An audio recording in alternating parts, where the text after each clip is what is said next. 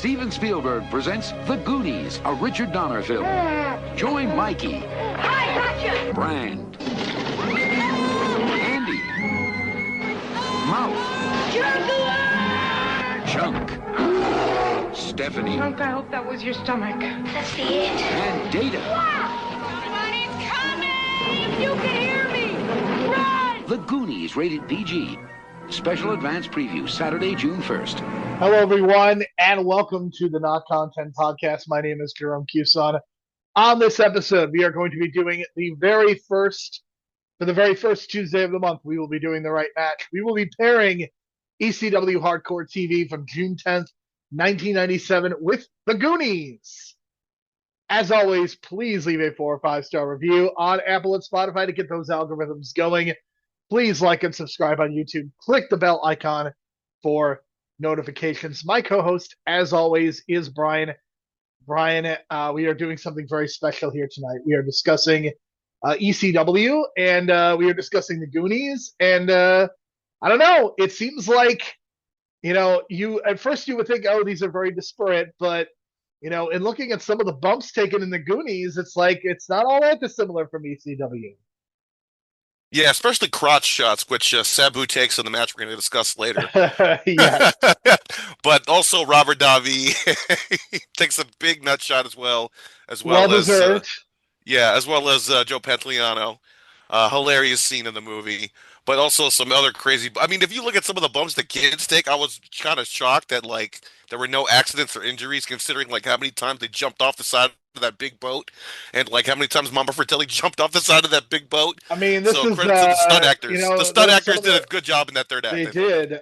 This is like a Hong Kong movie with so many of the bumps taken, and I mean, the only thing we were missing was glass. Yeah, we even got the fake dead body and freezer gag, which I always find it's rare to find as a trope, but when it's done right, I think it's really really well done. It's very in this Spielberg. case, yeah, and they had to get a real body for this one because I mean, I don't think a dummy would hold up that well standing up next to Chunk in the freezer, but God bless that guy for just standing there lifeless. Because that had to have been a real body, no other way to do it.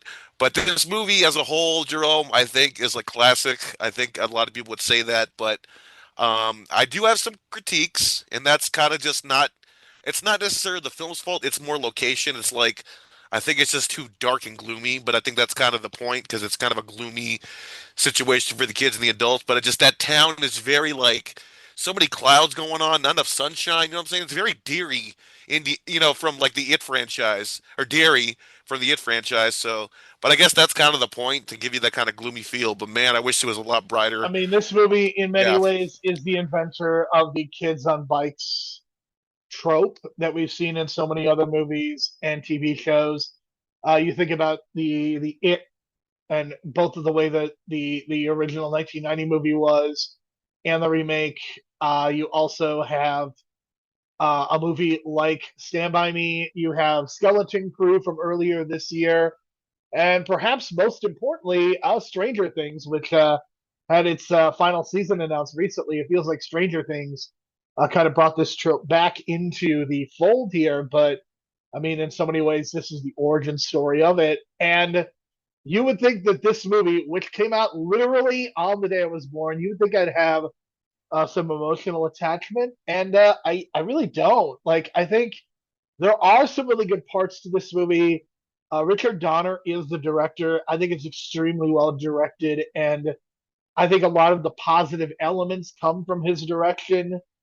But I think when you talk about performances by kids, you're going to kind of get things that are all over the place. I think the performances by the kids are kind of messy at times, and also at other times it feels like there's too many characters, and there's just a lot going on. There's a lot of caves, there's a lot of just being underground, and it feels like they're going for this. You could definitely see, this is a Richard Donner movie, but it does feel a lot like something you would see out of a Spielberg in this area. Not just Indiana Jones, but I think about Hook a few years later. The screenwriter for this movie is Chris Columbus. I think you see a lot of him. I especially look at Corey Feldman's character as kind of a precursor to a Kevin McAllister. So I think you just see that a lot in terms of this movie. And again, like I said, I don't think this is a bad movie, but it's weird that even though like I should feel really emotionally connected to it, I just have never had that. Like even in looking at my past like rating of it from IMDb when I watched it a few years ago, it was at a 6 out of 10, and I'm kind of still there. Like I think this is a very flawed movie, and it is not one that really I have a lot of attachment to. See, I think this is where chemistry kind of like overtakes some of those flaws. Like if you look at season two of Stranger Things, for example, it's not like the best season out of all the seasons, but is kind of known as the weaker one. But at least you still had the camaraderie and the chemistry between the group of kids, and I think that's what held that season together before falling apart. And that actually had Sean Astin as well in that season. But in this case, I think it's just this chemistry that holds the movie together, despite some of the ups and downs. And there are a lot of caves and there are a lot of traps and a lot of things that you kind of scratch your head on. Like, there's no way the kid could have survived that kind of thing. With like Data falling into a spike pit and surviving. I mean, that doesn't really bother me. It's just it's there's a lot of shouting in this movie. Like that's something that always bothers me is when things get very shouty and like it's compensating for not great acting, and that bothers me more than like I mean, again, we're talking about Chris Columbus. Think about Home Alone. Think about Joe Pesci and Daniel Stern would have died from how many of the things that happened in Home Alone's 1 and 2. Very true. Very related. Very similar and relatable situations with Data and Macaulay Culkin. So that's another obvious Christopher Columbus marker right there. But I think in terms of the script, I don't know if this is obviously not his first script, but in terms of like a script to like build your resume, this was perfect for him. He didn't need to direct it. Richard Donner was in place. And you can tell it's a Richard Donner movie, the way that the kind of camera moves and the way the characters develop and kind of grow along with each other. That's very like Richard Donner-esque. And then get that Spielberg flavor too as well, like we just talked about. Especially the third act, I think that's really like almost all Spielberg-esque right there. But in terms of like, I kind of am iffy about the colors a little bit, but that's only because a lot of it's underground, so that kind of limits your lighting and what you can do with the lighting. And there's inconsistencies between characters, like whether they should be really wet or really dry at times. You know what I'm saying? Like they should be really wet throughout the whole movie, but there are times in this movie where they just are dry as a bone for some reason. Next to like at the previous scene, they were just getting wet the whole time. It's little inconsistencies like that, but like other than that. I watched this as a kid on TV and then finally renting it on VHS, like as a whole, just to kind of experience as a whole. And man, it's just one of those memorable things you just, watch as a kid and kind of see unfold as this mystery. And like the music, I think, is really atmospheric. It really sets the tone of like, this mysterious kind of like thing going on in the town. So did Um, you not get the John Williams knockoff vibes that I was getting? Well, they kind of had to because at one point they had to use the Superman theme for 2 seconds when Which was Chuck reveals the hilarious, by the shirt. way. So yeah, which is a great callback because it's Richard Donner. But it's not John Williams obviously, but I think it's a great homage to him. But it also stands on its own because it's very much John Williams is very traditional with his music choices in terms of his instruments. But in this case, this was very like synth-esque sounding, mixed with some of There the was a the little uh, bit the of that. I instruments. mean, I definitely, to me, I heard a lot of E.T., a little bit of Indiana Jones.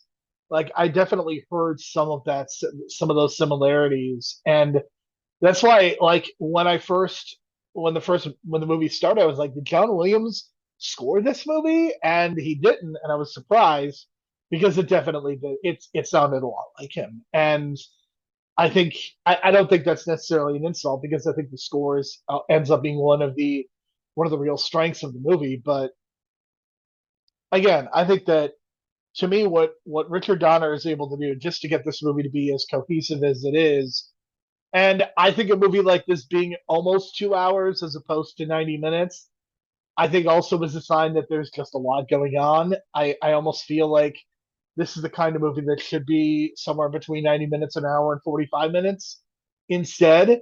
But there's a lot going on. There's real estate deals. There's real estate bailouts. I don't know. For me, the way that I always saw this movie is like to me the payoff of the movie, I get the idea that okay, they are hunting for treasure, but they don't get the treasure. Like that makes sense to me. But to me, the whole gimmick of the movie should have been they catch the criminals, they get the reward for the criminals, and that's how they pay off the house. Like to me, that's always the thing that strikes me whenever I see the payoff, because to me that should be the payoff. Like the kids bust the criminals, they should trade them in for the money to pay off the house. But is every crime like a reward? Like is that you know what I'm saying? Like I don't know if that's like a state thing or you know what I'm saying? Because I mean I guess they could get a reward, but they never I mean, mention but it. there's literally a poster that shows the criminals are there's an offer for a reward. Okay, well then I guess they just didn't explain it that way. I guess they kind of set it up in a different way, but I guess maybe in a test screening or something like that because there are deleted scenes to this movie. I don't know if you're aware of, but like this movie was going to take a Somewhat different tone a aware. little bit with the octopus in the third act, which I'm glad they got rid of because that would have made no sense. Glad they got rid of that. But other than that, I think maybe that was like a missed opportunity to kind of, But I think they wanted to show the audience that the treasure was real and wanted the parents to believe them, I guess, and that's the only way to do it. But other than that, I'm fine with it. It's not a big deal to me. To me, the actual payoff is to see the ship take off because that feels like a catharsis for some reason, like as if this curse is finally being lifted, kind of feel. And I know we talked about that in sports and stuff like that, but that's kind of the feeling that I get every time I watch that scene of the boat finally out of the cave. It's almost as if I the mean, curse has been how many lifted. movies and TV shows have the idea of the small town curse? You could argue that Stranger Things has continued that tradition. Sunnydale in Buffy, Derry in Yeah, that's what I It. kept thinking too, is like this really had an influence on that idea of like a cursed town, I think, and the idea of the camaraderie with the children. And that's the payoff to me. And I know people think the payoff is like the big reward and everything, but to me, it's like seeing that ship. It tells everyone that the myth is true, for all the cops to see in front of them. So that's I think the there's message some that I truth get to from there. Yeah, there's some truth but to it. let's talk about Ki Kwan because we know he's been the star of the show of our talks for the last couple of years, but. This kind of proves to me he should be Q in the next James Bond series because he's clearly the gadget guy. They reference James Bond a lot when they talk about his character. He's very resourceful and he's very knowledgeable. So just hire the I think guy it's a because really, I think it's a fantastic idea. There's no reason that he should not BQ. There's no reason that he should not be in more movies. He was in Love Hurts earlier this year. I am sorry to say that that movie was very not good, but that is not a reflection of him. I mean, he is an Academy Award winner, and I totally think that he should be Q. That is, I would say, the perfect role for him at this point. And it's tough. If you look at this cast, you could argue who the biggest star out coming out of this movie. I would still say it's Josh Brolin, but Sean Astin and Kiki Kwan certainly make it close. what's crazy to me is that Josh Brolin, if you listen to his interviews, saying that like he really had nothing going on up until American Gangster, and that's the first big payoff he ever like got that got him out of the gutter, and he was considering just quitting acting and just being a regular dude. And it's crazy because that was 2007, and by then Sean Astin already had the run with Lord of the Rings, and he was pretty much like a legend in terms of like cinematic characters at this point because it's made fun of and parodied to death his character about being that friend that always sticks by you on the journey kind of guy, and the speeches that he gives, and that was already done by 2007. So it's crazy to think that Josh Brolin overtook I him. also need to point out that Sean Astin gives an inspirational speech in this movie as well. That's what I'm saying. He's good at it. So if you're good at it, do what you got to do. I think he had somewhat of a similar kind of speech to I forget which kid it was in season two, which didn't help in his nightmares, obviously. But yeah, it's he's really good at that and play to your strengths. And he doesn't have to be like a starring role kind of guy at this point. He's probably just making so many residuals off the Lord of the Rings movies, for God's sake. So let him be. He's already had his run. You know what I'm saying? It's like he already had his run, and I think Josh Brolin is Yes, still having his run. So, and I just watched some scenes of Sicario recently, and I probably have to watch the whole thing now because I really got hooked on those scenes on YouTube on one of my YouTube Sicario rabbit is holes that very I went good. down. Yeah, so The first two thirds of that yeah, movie are really good, and then it loses me. I won't say why, but yeah, it's. I mean, look at what Josh Brolin was able to do with Thanos. I mean, the Thanos character could have very easily not worked at all. He is the reason to me that Thanos came across as good as well as it did. I would agree because of his tone. And Oh, I was absolutely. texting, I was also texting Jerome this, but man, he was like, what, 18, 19 when he made this, and he was still growing because he is significantly taller, it feels, than he was when he made the Goonies. And I'm just like, dude, this guy grew. And not even just like the muscle, because the dude has a lot of muscle he's gained over the years, but like the height, I was just kind of like, wow, this guy grew really well. Like if he was a pro wrestler, he would have grown really well in his early 20s, like, developing into the upper mid card main event kind of thing. But, with us in wrestling, so, and we're going to talk about wrestling soon in a bit, but that was my Yeah, comparison to Josh Brolin. yeah. I don't really have any hot take. I mean, I think Sean Astin is very good. I think he, in terms of the four kid roles, I think he's the best. Corey Feldman, I don't know. Like, I think there are parts of this movie where he's really good, and then there's parts of this movie where I just roll my eyes and I'm like, he's hamming it up too much. It's weird, like the scene where he speaks Spanish and is going on the tour of the house. Like I think he's really good in that scene, but there are times in the cave I'm like, okay, Corey, just stop, just calm down, bring it down a little bit. Yeah, I think he's a mixed bag, and I mean I think K Kwan is also kind of a mixed bag as well. And I think sometimes it's hard to calibrate child performances, and I think that's why this movie doesn't totally work for me. And you also have you have Brandon and Andrea and Stephanie as well in those scenes. And again, it just feels like to me like the focus should be on the kids on bikes, and you're involving these other individuals. And again, I think Stranger Things actually does this as well, but they are also involving, you know, older women and some of the older girls, and some of the older boys. But I think in that situation, when you have 8 episodes and you can kind of divide and conquer, I think it works. But in a 2 hour movie, it just feels like I would rather focus on a smaller group of characters. I can see that and kind of split them into two groups because they kind of do that with Chunk, and I'm not sure even know why they do that, but I guess they did it as a way to find a way to connect the kids to Sloth It's character. really weird. Yeah, There's some weird choices I think made because like Chunk is a part of the group, but then he gets like removed from the group, and it doesn't totally. yeah. There's some weird like traits in the middle of the movie in terms of the group, but in terms of like Sloth, I think man, Andre the Giant would have just done so much more with that role. But I don't know. I timing is mean, I think everything. Because I think I he don't could know, deliver like some of those lines but with a little more heart because we know. Like, I don't know. Just for some reason, I think he could just deliver those lines better than the Sloth character would. And even with but do you expect his Andre marbled the accent, Giant? Andre the Giant is not moving around the cave though. That's the problem. I guess so. But man, I can just imagine him throwing like Mama off the thing and him having, just the way he would do it. I don't know.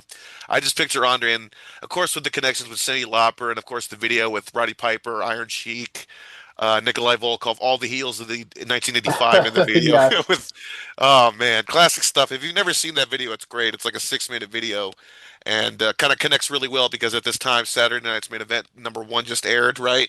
And that was the rematch with Literally, yeah, with the the women's first title. Saturday night's main event aired literally 2 weeks before this movie came out, and there was a point when we were originally going to review that Saturday night's main event, but we decided to talk about Sabu instead. But yeah, I mean, I think that Cindi Lauper's involvement certainly gives this more of an MTV feel.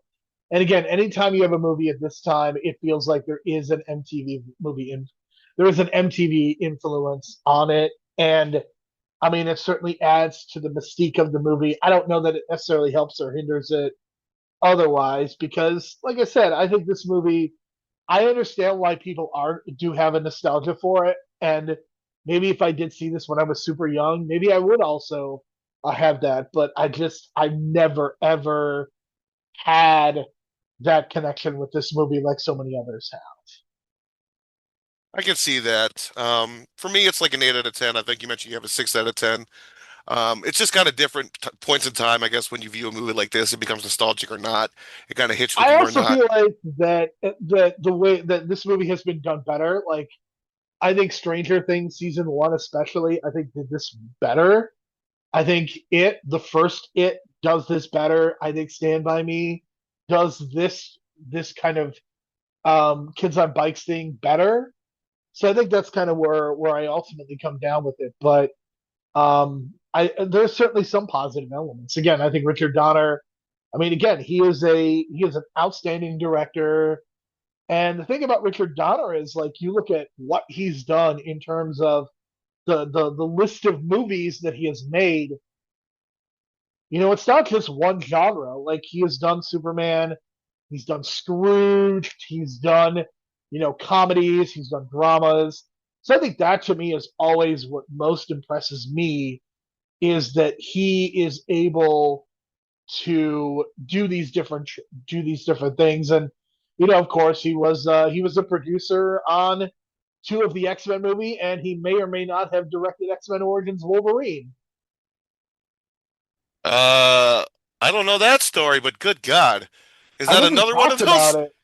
Is this I another think one of those? Oh my goodness. I think we talked about this when we originally reviewed it. That Wow. Okay. I guess I blocked it out of my memory because I just can't imagine him directing X-Men Origins Wolverine. Sorry, folks, but I mean, the guy directed one of the greatest superhero movies of all time. To go from that to Origins just seems like a fucking dip. But hey, you never know. You never know. I still believe Spielberg directed Poltergeist, so I that's mean, just me. that's all but confirmed at this point. Like, it's an open secret. I don't think it's even a conspiracy theory at this Right. point. Yeah, I guess you can say that. There's a lot of, other than Spielberg himself saying he did it, but again, that was just kind of legal stuff back in Right. the 80s when it comes to movies, but that's obviously changed now. But yeah, I just think that I want to make a quick shout out though to Anne Ramsey as the Mama Fratelli. My goodness, her in this and like the other movie that I know her from, Throw Mama from the Train. She is a really intense actress, Jerome. Like I can't get her face out of my mind sometimes when I see this movie. Just like hours after, it's like kind of haunting because she's so intense. And the fact that she died on the day I was born, August 11, 1988, which is also Hulk Hogan's birthday. But brother, she's intense. She's really good. Um, I almost think, like, we either needed more or less from her, because it feels like if she was in the movie more, the movie would have been better. But it also feels like the fact that they're so bumbling, and, like, again, it's I think back to Chris Columbus. Like, you have these two bumbling criminals, and she's like the competent one, and it just feels like she gets undermined by the other two characters. And it would have been nice to see her get more shine, I guess. But obviously, you're trying to put the focus on the kids. And I also think that again connects back to the idea that there's too many characters, too many characters. Too many characters. I would agree on that. And just I know you didn't, or maybe you did look it up, but the Robert Davi stuff, just folks, don't go off the rails, please. Don't go off the rails is right. He is mega to the bone, and it sucks. I mean, it just sucks. I mean, he's a good actor. Like, I mean, he's in Die Hard. He's one of the FBI agents. He's He's the one of he's Johnson of the Johnson the Johnsons. he's a great. I mean, he's a very good character actor, but he is way off the reservation, and that is putting it mildly. Putting it mildly, indeed, when you're doing a movie with Gina Carano in the modern era. So that says a lot. In the year of our Lord 2025. All right, let's talk about ECW Hardcore TV from June 10th, 1997, but the event itself took place June 7th, 1997. And this is a very notable event because there are two matches from both the event and that aired on this episode of Hardcore TV. They were supposed to take place at the August ECW pay per view, which was slated to be their second show, but instead they got bumped up to this show, that being Tommy Dreamer versus Raven, in a match where the winner of this won the feud because it was their last time. Raven was headed to WCW at this point, and the rematch of the century, Sabu and Taz. After 18 months of back and forth, they finally had their first match at Barely Legal. This was the return match, and of course, after the match, impromptu Taz becoming the brand new ECW TV champion, defeating Shane Douglas, and then Shane Douglas would kind of transition into the world title race and would in fact, become the ECW World Champion at that second pay per view. So a lot of booking decisions getting made, a lot of changes being made. Brian, I know that you actually sat down and watched the entire WrestlePalooza event. Yeah, it's actually on the archive. If you just Google WrestlePalooza 97 archive, you'll find it. Someone posted the original 1997 VHS release, which I appreciate because I love viewing physical. It's not my physical media, but someone else's physical media in the old way it was supposed to be watched. And I just loved it because it's got that muffled analog sound that I've Oh complained about God. before on stuff. But it had the original themes, Jerome. So when fucking Sandman comes out, it's fucking Metallica and shit. You know what I'm saying? Or when New Jack came out, that was really Natural Born Killers. The network version obviously can't have all that good stuff on it, but I did compare and contrast. I did go back and watch the episode and kind of see what they kind of put in and out because this was put onto one episode, and this was pretty much I would say a half of the show actually that was put into that one episode that we're talking about right now. And pretty much when Rude gets on commentary, because Rick Rude is not on commentary for the whole show. Once Rude gets on commentary, that's the stuff that made TV, and it's pretty much everything after the third match. And it's really like it shows you that like what ECW was like their strengths were at the time. 15-minute entrances, 8-minute matches. Because if you look at the card up and down, it's like 7 minutes, 8 minutes, 9 minutes. And if you count the entrances, like there was a Dudley Boys versus Sandman and Balls Mahoney match. The entrances combined for both teams was 15 minutes, and then the match was like 8, so it got like a 25-minute slot on the tape, but you're actually getting 8 minutes of action. But that's just the ECW style, and it's not, that's what they were known for. That's what the crowd kind of wanted at the time, so it's forgivable. And just the craziness in terms of like the way that the structure of the matches were put together. Because first we get Raven and Tommy Dreamer, right? Standard entrances, whatever. Afterwards, the shenanigans happen. So what happens? The lights go out. RVD comes out, attacks Tommy Dreamer. Lights go out again. Sabu comes out, attacking Tommy Very, Dreamer. very Memphis. Like, I mean, this is Yeah, very NWA-ish. Like heel, like Sabu and RVD are like holding all of the baby faces at bay. And I do appreciate the fact that Tommy Dreamer does have friends and gets backup, but like they can't, like even the gangsters can't do anything. So I appreciate the fact that they really do put over Sabu and Rob Van Dam pretty hard because they are the ones that are keeping everybody at bay. I love the idea that Luis Piccoli is very weak and just like he's holding Beulah back. I very much appreciate that. that's his role, man, and that's another unfortunate story. But for his little, I mean, he knew his role. He knew he was never going to be a star, so he always took advantage of the spots he was in, whether it was in this, the NWOC squad trying to suck up to Scott Hall in '97 or whatever it was. I And mean, then here, if only yeah, it said no to drugs. I know, man. But again, the ECW culture, if you know the culture back around this time, I it mean, was I just, think he started in WWF. I don't even know if that was specifically ECW. I'm sure that being in ECW and WCW only made it worse. oh But yeah, for sure, especially I this mean, time.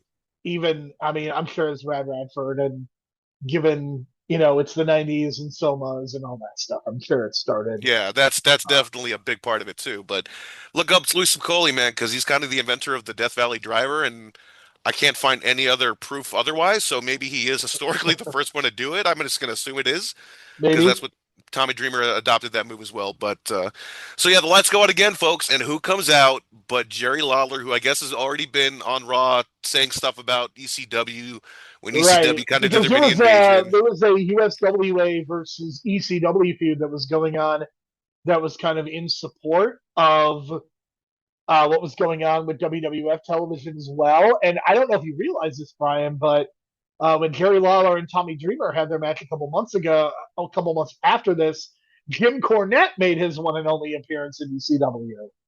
Oh Can yeah, you believe that?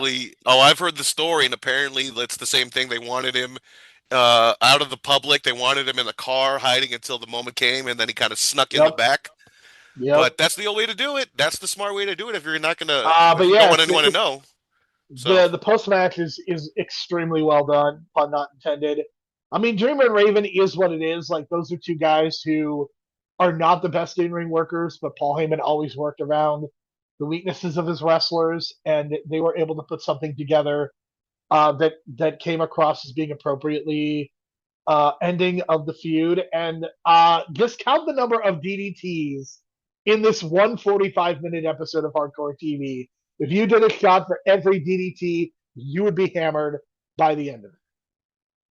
Oh yeah, especially the majority coming from the Raven Tommy Dreamer match because obviously that's kind of like the go-to move. That's like the famous move between both guys, so that's obviously going to be done to death. But with the amount of bumps that this match had, with the amount of run-ins it Which had, the in drama, ECW, I hated.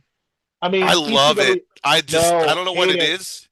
I don't know what it is, but I think it's just the crowd reaction and like the shock sometimes because you can hear sometimes like the female members of the audience go like audibly shocked and yell and scream like that, and it adds to it.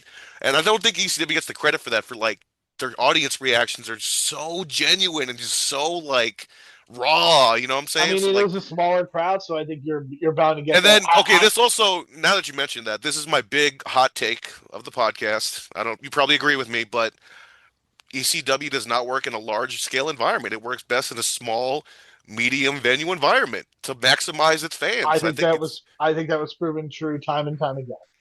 yeah, and I think the height of that is Hammerstein, which is what 2000. I know they did ECW's Heatwave '98, which is like the famous one with the Hera Arena, which is about 6,000. Maybe they even got 4,000 for that one. Probably didn't fill it up, but still, like that's the max they should go. You know what I'm saying? They should never try to go for 10,000. And that was their big mistake in 99 2000 when they tried to do more than they should because they I just mean, needed the I would finances so argue bad. they had other problems that were not necessarily related to the kind of issues, but I don't know. I think that part of the problem is that did they don't. It was a talent issue as much as anything else. But I mean, their bread and butter was this arena, the ECW arena, which I have been inside and seen wrestling shows there, not ECW, but it's a hell of a place. That's all I'll say, in good ways and in bad ways.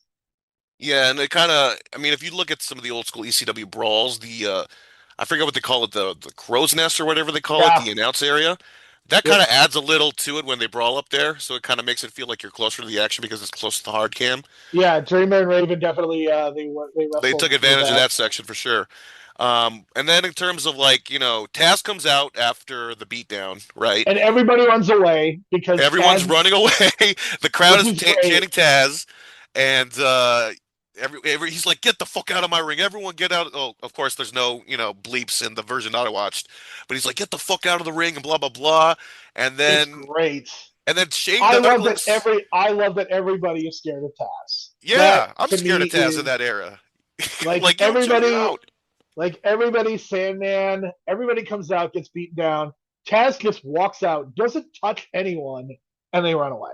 That that is tremendous to me Yeah, because it puts Taz over as a complete badass. Like totally, before Steve totally. Austin and before Goldberg, Taz was a bigger badass than both of them. Because Taz started his gimmick in '95, folks. I think it was November to Yeah, Remember. I mean it's Uh, unbelievable. that's Just where Sabu came back or something, and then the lights. That's when the I lights mean went out, kind of the he first was time the in ECW, I think. Tasmaniac. Sabu left ECW and then he became Taz, and that's when he started the towel gimmick, and Right, that's when and he then started the Bill suplexes. Alfonso and all that stuff, and the whole saga. But in terms of this they already had their match at Barely Legal. The rematch was set for tonight, and of course Sabu was already out, so it's just like, brother, bring your ass out here, let's go. And then they just didn't even do entrances and just go into it. But before that, they even plant more seeds, and I think this is part of like Paul Heyman's sort of genius booking, I guess if you want to call it that. Shane Douglas is on, at the commentary table just watching the rest of the show because earlier in the night he was the opener and had like an easy match against Chris Chetty, right? And he's just looking around and he's like, "Hey, Jerry Lawler, go beat up all those guys. I want nothing to do with it." And then when Taz comes out, he starts trash talking Taz. Like, bro, why are you trash talking Taz when he's pissed, right? And then it goes to the Sabu match. Sabu pins Taz in a fluke pin, but it's one of your favorite finishes because it's one of my favorites too, right? It's not quite Steve Austin and Bret Hart because he doesn't push himself off the ropes, but Taz locks in the Kakahajime. Sabu literally just counters right away, gets the 3 count, and it's so sudden that Taz actually continues to maintain the hold and tries to choke Sabu out. So it's very much done as a fluke thing because they're trying to protect Taz, which is totally reasonable and understandable. Taz had won their first match at Barely Legal with it, which I think a lot of people were very surprised by.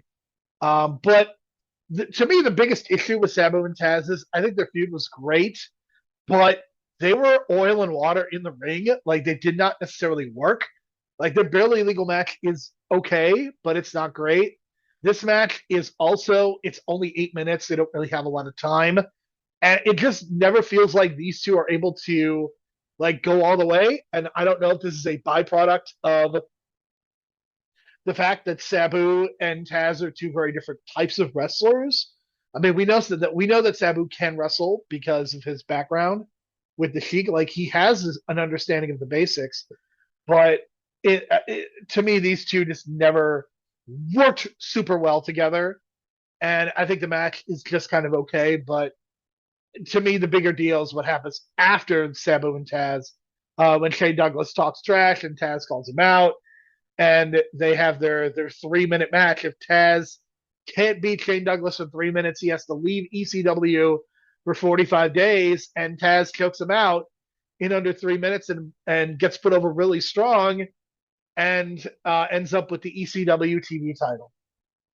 And the way it's booked, it almost as if like Taz didn't lose anything by getting pinned minutes beforehand, which I think is kind of brilliant booking.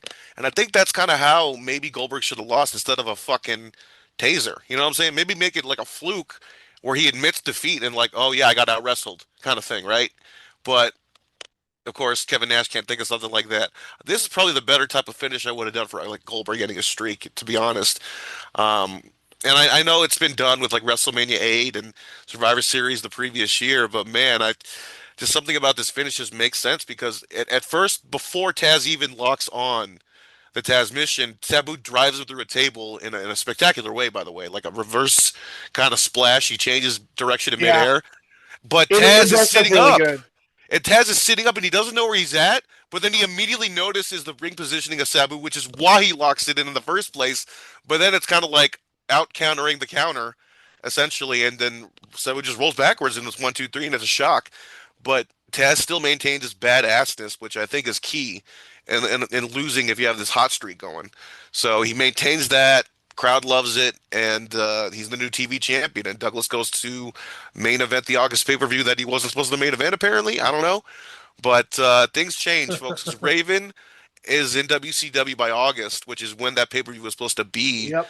So things just change. And not only that, I texted Jerome, but like Stevie Richards comes out on this show with a broken neck saying that, he's going to be back soon, but he never comes back. And he legit breaks his neck. And, Terry Funk is the one that breaks his neck with a guardrail. And it's pretty brutal if you find the footage online. Like, of course, Terry Funk didn't mean to do it, but there is a moment because Terry Funk does defend the ECW title on the show against Candido, which I think they show in the next couple weeks or something. But Stevie Richards comes out and he's like cutting this promo, and then you can tell Funk is like ready to cry because he feels like he just ruined this kid's career, and they have this embrace. So I got to give credit to Stevie Richards for that. That was like a real moment, but he just kind of bails on it, which I don't blame him. The money issues and WCW paying you way more, like fuck it, just go. Just that was your farewell, and Yep. that was kind of Stevie Richards' last big farewell in ECW. Not much of a farewell, but man, it sucks because like he leaves with a broken neck, and Terry Funk gives him a hug. Yeah, it's a really really strange circumstance because Stevie Richards had a lot of involvement in the Raven Tommy Dreamer feud, and he just wasn't there. It's it's really strange, but yeah, just a fascinating show for a lot of reasons. And then of course they're going to show this on TV a few weeks later, but it's the tag match between the Eliminators and the Dudleys. And at this point, Saturn like should not be near a ring. He had just had reconstructive surgery on his knee, and the motherfucker goes on the top rope, drops an elbow with a cast on, and they win the match. And there's no reason to do it. Like you should obviously give the titles to the team that's not injured. But for some reason, they just wanted to have this moment on TV of seeing like Perry Saturn jump off the top rope with a broken freaking leg and win the match. But of course, they show you like weeks later, like they obviously lose the tag titles anyway. There's no way they could have maintained that fucking style with him with a broken leg. But man, it was crazy because even Rick Rude on commentary, which I give him credit for, he did a good job putting the wrestlers over. He even went as far as to say that like with Perry Saturn winning with a broken leg, it just goes on to show you that they are maybe the best tag team in the world. But once Perry Saturn leaves, there is never mention again of like the Eliminators being the greatest tag team ever. All that hype goes out the window. Like it's a big missed opportunity, but like Saturn leaving again for the money to WCW, it's like Paul Heyman was like, okay, we're just not going to acknowledge you anymore and just pretend you never were the greatest tag team in the world like we were promoting you as.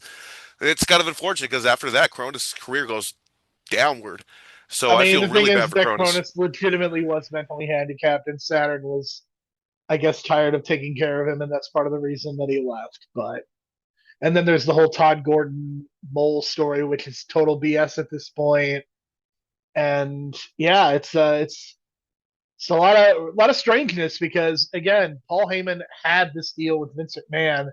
So anytime somebody would go to the WWF, it was fine, but WCW was the enemy. And that's the thing is the ECW crowd didn't hate Vince McMahon; they hated Eric Bischoff. That was always very clear. And I guess they hated Jerry Lawler for what he was saying, but that I guess you can attribute that as like a Memphis feud more so than WWF at that point. But even though they were using That was WWF more of as a like the Memphis thing. flag, I don't think his WWF commentary had something to do with it in that he was anti ECW, but I don't think it was about Jerry Lawler in the WWF. It was much more Memphis. for sure. And it's kind of weird that that feud doesn't end with Lawler and Dreamer. It ends with Dreamer and RVD because they kind of needed to extend it and they didn't even get Jerry Lawler for that pay-per-view, but Jerry Lawler appeared on the pay-per-view beforehand.